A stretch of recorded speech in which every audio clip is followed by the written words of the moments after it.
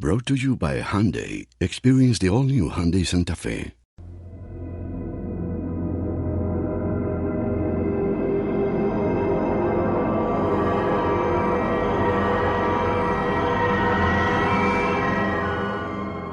Greetings and welcome to the official Lost podcast hosted by ABC.com.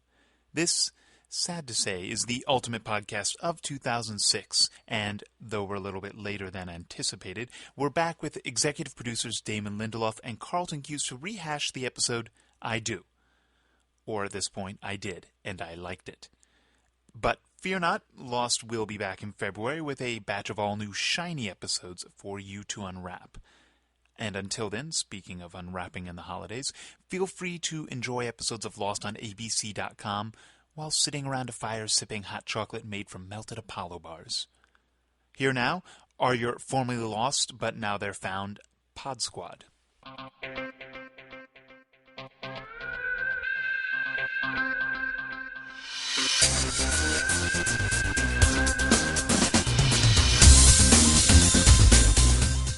All right, and welcome to another podcast. I'm Carlton Cuse. I'm Damon Lindelof. And we're here, very strangely, a long time after Lost has aired, and a long time before it will air again, to talk about Lost. We didn't say hello to each other. Normally we say... Hi, Damon. Hello, Carlton. I'm sorry, that was We rude just of me, got wasn't right it? into it. It's just like, no small talk, just right into the podcast. It is sad when, you get to that point where you start taking each other for granted. Well, we don't even really see each other other than coming together for these podcasts. We're not allowed to make eye contact, and the restraining order The has court been order somewhat is limited. very specific.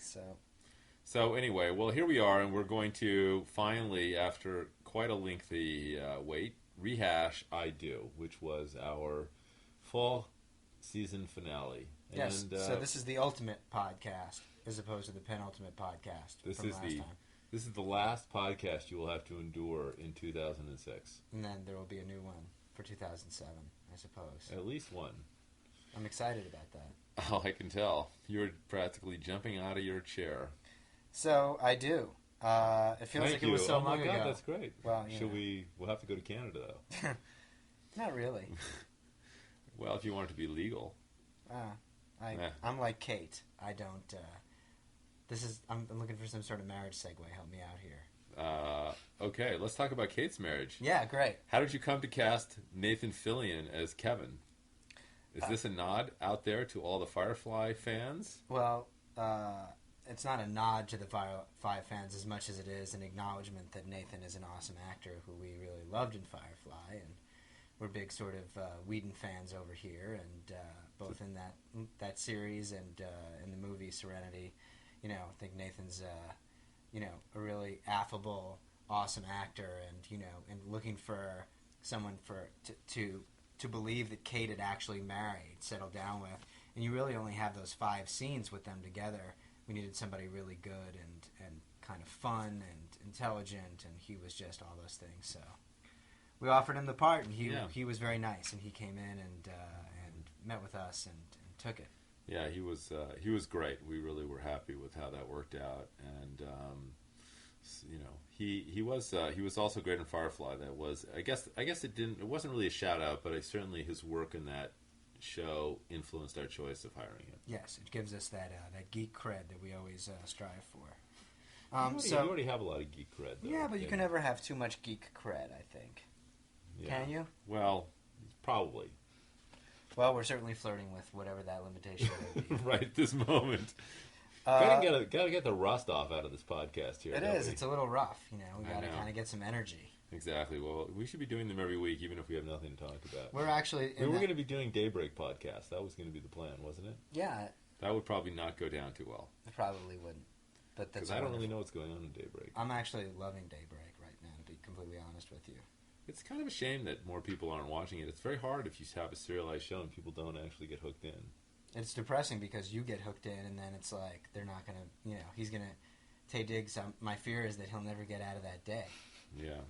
It's just sad. It is sad. But let's talk about Kate hooking up with Sawyer. Good. Just for a segue. Sure. I'd love to. I mean, I know you want to talk about Tay Diggs, but what do you think? Was this actually the definitive choice? People keep asking me that, and it's... Was this the definitive choice? How how much Was clearer... this choice definitive? How much clearer could you be about her choice? I mean, who's watching it and going, I'm not sure that she picked Sawyer. I think maybe she went with Jack there. And yet, She's had sex with him. And yet people actually do, I think certain people maybe just don't value the act of sex as being that important. I don't even know how I could possibly respond to that in any sort of PG-13 fashion. But I will say that when you are curled up naked on someone's chest, as I have been on Carlton's on several occasions, I knew that was coming. You have made your choice. Well, and I thank you for that. I appreciate it. I appreciate your commitment to me. But I think it'll be interesting to see sort of where Kate and Sawyer go Satan? next. Satan Coyer? Wow. Wow. Satan. When is Satan coming into the show? They call them Skate, Kate and Sawyer. Right. And then the other ones are Skack? No. What is Sawyer and Jack? I don't know. Sack? The Jaders and the Skaters. The Jaders Thank you, and the Chris. Skaters. We'd like to do a little shout out to Chris, our wonderful producer, who's actually, we have our own mics today, which is fantastic. Normally we've had to share a mic. Yeah, thanks to the people at Hyundai and American Express, we now have a second microphone. That's fantastic. We have doubled our production budget. Yeah. And a jar of chocolate-covered espresso beans from Trader Vic's. Don't talk about the jar. Okay. So we have Jack. He saw Kate and Sawyer together. That's obviously upset him, and that prompted him to, well, in the moment we thought... blow her off. Yeah, be very angry and say, I'm out for myself and all I want to do is get off the island. But it turns out at the end of the episode, he has sort of made this bold, heroic maneuver, jeopardizing his own life in order to free Kate and Sawyer. So, that's either incredibly noble or incredibly stupid. Only time will tell. I'm going to go with noble. I'm going to go with stupid. Okay, well, that We'll see that's who's been right. That's been helpful in clarifying things for the audience, hasn't it? Unfortunately for Jack, though, he doesn't know that they're on an island. No, he doesn't. So that's going to be tricky. It's going to be a little tricky, but I think it's surmountable. I hope it is. That's awesome. Because I'll be honest with you, Carlton, I'm getting a little bit sick of being on that island with the others. You and the rest of America, my friend. But, we are getting back to the beach. We promise you we are getting back to the beach very soon. But I think when you look back at Season 3 in its totality, this first 6 episodes will be more palatable. I mean, it's hard when it stands alone in the fall, and most of it is focused on what's going on with Sawyer and Kate and Jack and the others. And we are legitimately missing some of our beach folk, but we have some good beach folk stories that are coming up. And I think in the end, it'll all make sense why we did this 6-episode block and why the story sort of had to start where it did. Yeah, I mean, I think if you think about Season 2 in the same way, we started much the same way with the tail section, those first 7 episodes. We spent a lot of time with Ana Lucia and Echo and Libby, and the audience didn't really like them much either. But over time, we shot them all. They're all dead, so that just goes to prove what? I don't know. I don't know what it proves. Could somebody get Damon a coffee? I could really use one. Sorry. All right, so let's talk about Locke's discovery of the phrase, lift up your eyes and look north, John 3:05, which was on Echo's stick during the funeral. Is this a sign Locke was looking for? I guess Locke was looking for some reason behind why Echo was killed, because, he goes, he sits in his sweat lodge, the island tells him that he has to go get Echo, so he goes and gets Echo, and, what is the end result of that is that Echo gets killed by the monster, so Locke is sort of scratching his head, so he's looking for some purpose behind all of this, and now he sort of has this cryptic message, and it doesn't mean anything at all. He's just going to go back to the beach and I think it make does. a sandcastle. I'm thinking that there's something that's going to happen with that stick and that message, and that it's going to propel Locke on a mission. You're never going to answer that mystery, are you? We are. Really? We are. We're getting. Because I have to be honest with you. Answers are coming. I have to be honest with you, Carlton. I'm starting to be a little dubious that the answers are ever coming. Well, don't be dubious. Are we going to find out what's going on with Desmond? Yes, we are. Are we going to find out... Like the second or third episode back. Are we going to find out if Ben was lying about that island being like Alcatraz? Yes, we are. Are we going to see Rousseau? Yes, we are. Wow. I stand corrected. All right. All right. I mean, there's a lot going on. Are we going to find out something about the Dharma Initiative and the others? Yes, I think we are. Well, I'm not entirely convinced that the Dharma Initiative and the others aren't one and the same. Are we going to find that out? I think we are. Wow. But we're going to find out in like 3 years, right? No, we're going to find out this year. This year? Coming soon. Wow. In the next batch of episodes. By batch, do you mean like 40? 40. No. Yeah. Exactly. No, I only mean like we both went to 5. 40. We went That's to 40. good. That was pretty cool. Yeah. No, right now to sort of lift the curtain a little, we are in the midst of Don't writing lift the curtain that much. Whoa. writing our 13th episode of the show, but we're plotted out through the end of the season. So, we're only, 7 scripts ahead of you guys, so don't feel too bad. And by season, we mean episode 15. That's right. No, we have a good plan for the rest of the season, and some interesting twists and turns, and actually some fairly definitive answers to some of these questions. Thank God. Speaking of questions, yes. Well, first of all, do we want to prehash about Not in Portland? What does that title mean? I'm not going to tell you. Okay. And part 2 of season 3. What do you think? I think we just did. I think there was a fair amount of prehashing just now. That was pretty good. Yeah, we'll definitely see what happened to that surgery. Kate and Sawyer, do they escape? Does Kate run? I think she does. I mean, it would be sort of lame if she's like, you know what, Jack, I'm just going to stand here in my cage. Yeah, that would not be good. I would like to see them run. Excellent. Well, I'd love to ask you some questions, Damon. I would love to. Because I'm feeling like we're ready for that. Do it. Okay, here we go. Now. This is a question for the producers from Irish Lost Fan 2006. Here's the question. Did Kate do something illegal? Is she running from the law? Does she really like tacos, or are you just putting us on? And further, we need more Kate flashbacks so we can find out what is going on in her life. Please make episodes 7 through 11 all about Kate and her backstory. I need to see her running away from the law more. Wow. I don't even know where to start.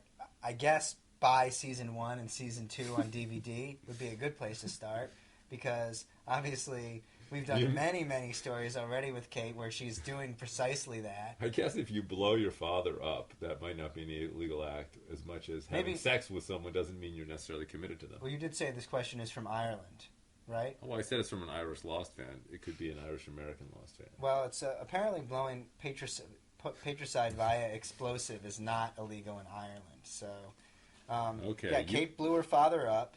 She even mentions that in the in I Do, and she's on the run. And I think that was the 6th Kate flashback that we've done on the show so far. It was up there. So, if for more of Kate running, you can refer to episode 3 of season 1, which is called Tabula Rasa, and then whatever the case may be was episode 11, and then there's a great episode when she's on the run in the zombie season. Oh yeah, that'll be really awesome. It's fantastic. She runs faster than any zombie in any other zombie movie ever. She is a zombie though. She's not running from the zombies. No, but as a zombie running, she is very fast. Yes. Faster than Tom Cruise in Mission Impossible 3. Who do you think Zombie Kate would choose? Zombie Sawyer or Zombie Jack? I think, when she's a zombie, she's actually going to go for Zombie Desmond. Whose brains will Zombie Kate eat? That's what I want to know. Yeah, that's awesome. All right, I have a question. You forgot to ask, does she really like tacos? That was just to put on. She can't do. She says, I can't do taco night. Okay. So that really is the straw that broke the camel's back. I, She's from however, Canada, love tacos. Yeah. Here's the question. Do you want us to become Christians? By Buscama.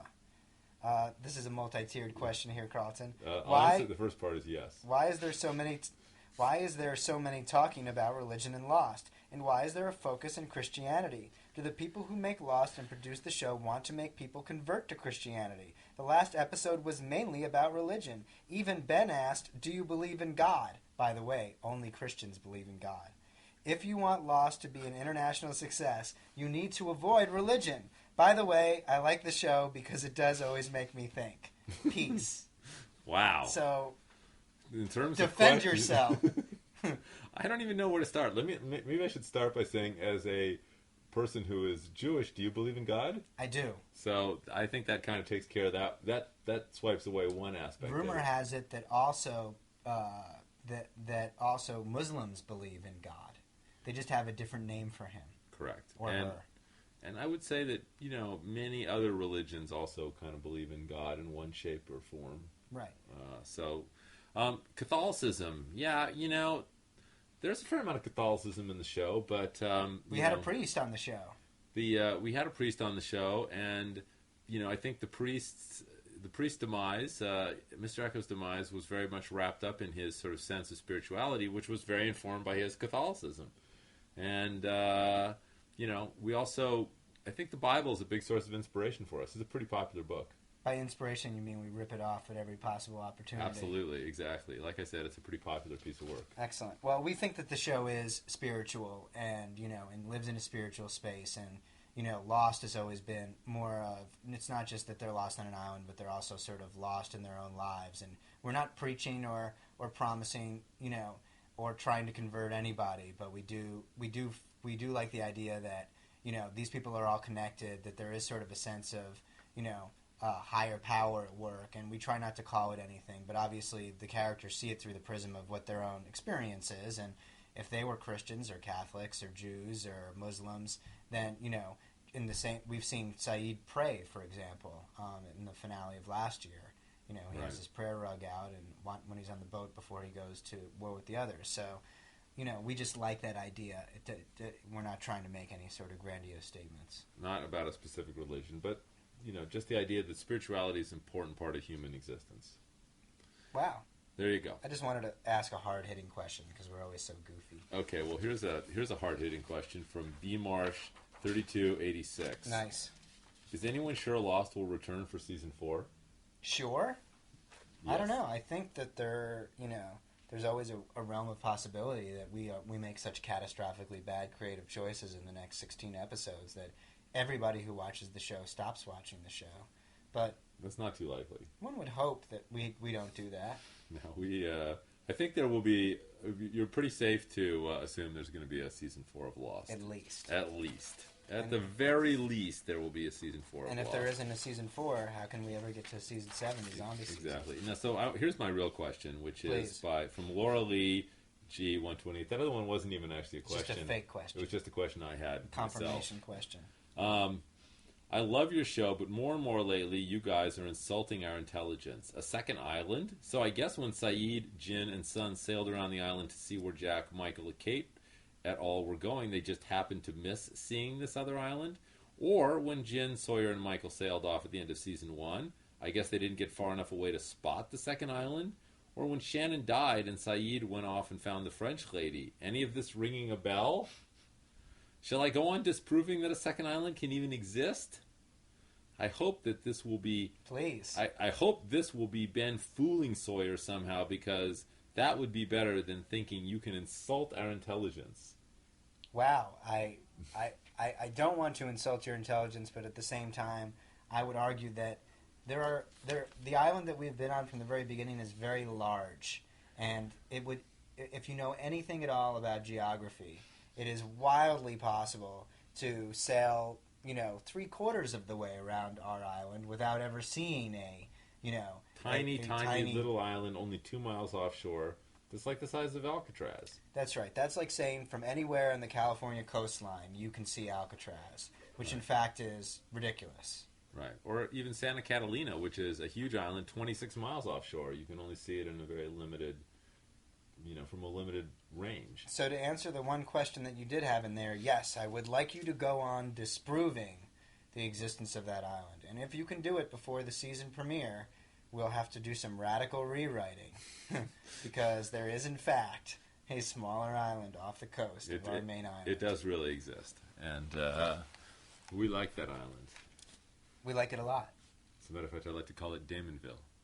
Carlton has a picture of that island in his wallet. I had a picture of Damon, but I changed it for a picture of Damonville, the island. Thank God.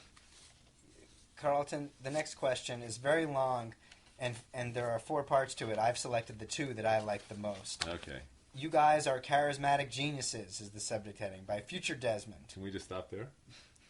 If it were Future Desmond. Okay. He sent this from the future, I guess. I never thought I'd write in, but I miss your podcast so much I thought I'd make a plea for its return and ask a few questions while I'm at it. Question number 1. When Kate and Sawyer were getting it on, I noticed perfectly shaved pits on Kate. Now, I've lived in circumstances similar to them, and the armpit bush does grow. Why didn't we go for realism? Or better yet, where is Kate's armpit hair? Wow, busted. I mean, I guess I'd like to know about the cage that this person was living in. Similar That's really what I want to know. circumstances. Wow, living in a a polar bear cage. That's fantastic. Or I like where is it? Like the idea that, the others have it in a box somewhere. Well, that it's a mystery. There's a hatch yet to be discovered that has Kate's armpit hair. Now, assuming you can clone from someone's DNA, could you clone someone from their armpit hair? Absolutely. That's fantastic. They'd be very stinky, though.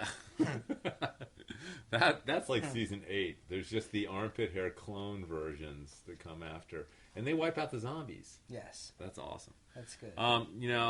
I would say that there is a certain creative license we take in terms of the character's hygiene on the show. I don't think everybody wants to see the episode where Sawyer is picking fleas off of Kate. Although you do. I know. That's a good episode. We put this in the same category of people who ask, why don't we ever see Jack Bauer go to the bathroom on 24 if the show is told in real time? And the answer is, because you don't. Yeah, exactly. You think you do, but you don't. I know. My God. What happens if he actually had, some, irritable bowel syndrome? I mean, that would be 4 episodes. They just knock those right off. What do you mean, if? So here's part 2 that I Oh, wanted my to God. ask you. There's more? No, sorry. well, you can only imagine the ones that I'm leaving out. Also, what happened last season with the cutting of the love scene between Rose and Bernard? I would have loved to seen them get it on. Is the network ageist, racist, or was it really XXX rated? That is maybe the greatest question. It's right up there. It's right up there. That scene is available on the Swedish DVDs. You have to actually mail order those. And if you speak to Chris, our producer, he can get you an address in Stockholm. You actually have a warrant out for your arrest in the state of Minnesota, I believe, for writing that scene. You broke some laws there. I don't know how. There were, exactly. So every time I go to the Mall of America now, I have to disguise myself as Javi. Also, Future Desmond's mother and Future Desmond are concerned that Sun and Jin have not reappeared because we show that Saeed gets back and we didn't show Sun and Jin. So they're fine. We apologize Don't worry. for that. They're okay. At least one of them is perfectly fine. They're both fine. The other one may or may not be perfectly fine. They're both totally excellent. All right. And they're happy. And they're on the beach. And they're doing what Sun and Jin Pilates. do. Anyway, you just say Pilates? Is that like when you're stretching and drinking a frothy coffee beverage? It's like a latte you have while you're exercising. Like Pilates? By the way, speaking of the sex cage, I just need to ask you part of this question that's under the title. Are we that dumb? Hosted by Gil Videla. There seems to be a recurring theme. There does seem to be. Our IQ seems to have dropped very perceptibly since our last podcast. Not only was that sex scene ridiculous, the cage Kate and Sawyer effed in was not at the same cage that Sawyer was locked up in. Once the clothes came off, did you see how much bigger and more roomy that cage was? How did the water hole bear feeding machinery disappear all of a sudden so they had enough room to roll around? And why all of a sudden did these two's hormones get excited? Certainly there's been plenty of opportunities prior to coming to Island 2 for these two to get it on, at least in a cleaner environment. Wow. First off, Kate and Sawyer specifically reserved the honeymoon cage. So that explains the extra added space and the release of the machinery. No, I'll be honest with you. We have the dailies. They shot that scene in exactly the same set that Sawyer's been in all season. That's right. And we apologize that you think, again, that we are insulting your intelligence, but all we can do is say that we didn't. Okay. For real. That's good. All right, on a more serious tip, Carlton, my final question of the final podcast. Will the real leader of the others please stand up? By Giscard 31271. 190 posts in the last 90 days. That's impressive. D and C. My question is, when will you show us who the leader of the others really is? Or is Ben really the leader? Ben mentioned another man in Season 2, so I'm really wondering when and who. Wow. Well, that's a very good question, and I think a very perceptive question, and I think it's one that we can't really answer. I mean, obviously there's been mention of a guy named Jacob in Jacob's List, and For those of you who actually like the Bible references, you might know that Jacob is the father of the 12 tribes of Israel, and that Benjamin is his youngest son. So you and your religion again. Enough. Do you think that actually the 12 tribes of Israel are actually living on the island, and they're all governed by Jacob? I think that. Are you reading me somebody's question right now? That actually is part of a question.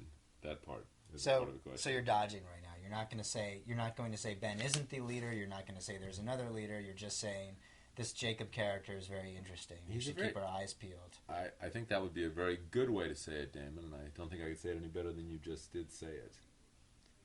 Keeping my eyes peeled. Yes. I will keep my eyes peeled for this Jacob fellow and find out what his relationship is. I thought you said you were going to say it better. Now I'm nervous. It's hard. I'm feeling very self-conscious about how I talk about Jacob. Oh, hey, before I forget, over on my bulletin board is written on a piece of paper, shout out for Shane Stoltz. And I always look at it and I say, why did I write that? What is that doing there? And then I remembered a couple days ago, you and I were walking to lunch. Oh, and a young man came up to us and said, hey, he recognized us. It was the most exciting thing ever. I know. We're like on the Disney lot, and people usually basically push us off the sidewalk going from here to the commissary. But he said, I listened to your guys' podcast, and I love it. Yeah, so, Shane, if you're still listening, we love you. And thank you. Here's your shout-out, Shane Stoltz. Shout out!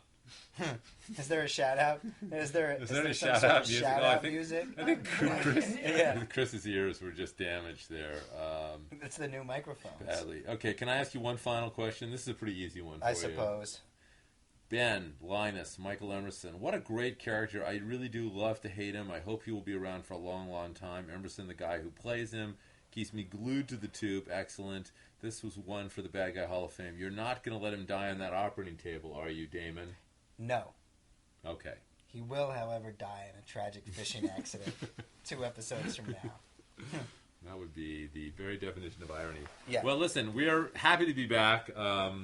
Sorry the gears were a little rusty today. But we're only back long enough to say goodbye to go away again.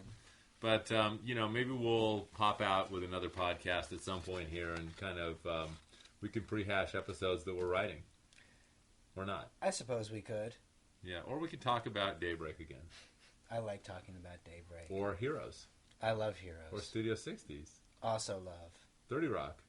Don't watch. Jericho. Don't watch. Shark.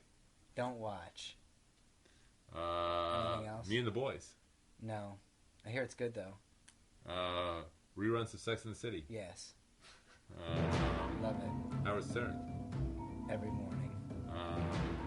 Okay. All right. Well, thank you, guys. Godspeed. Happy holidays. Merry Christmas to all those. Happy Hanukkah. To all those who are trying to convert. And, Merry Christmas. Exactly. And Happy Hanukkah. And we love you guys, and we will see you in the new year. Ho, ho, ho. Bye.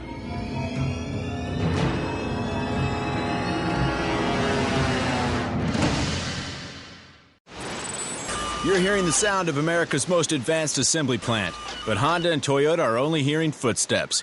Because right here, Hyundai is building a better SUV. The all-new feature-packed Santa Fe. With standard safety features like electronic stability control and 6 airbags. And the protection of America's best warranty. 10 years, 100,000 miles. All for thousands less. The all-new fuel-efficient Santa Fe. Only at Hyundai. See dealer for limited warranty details. Safety belt should always be worn.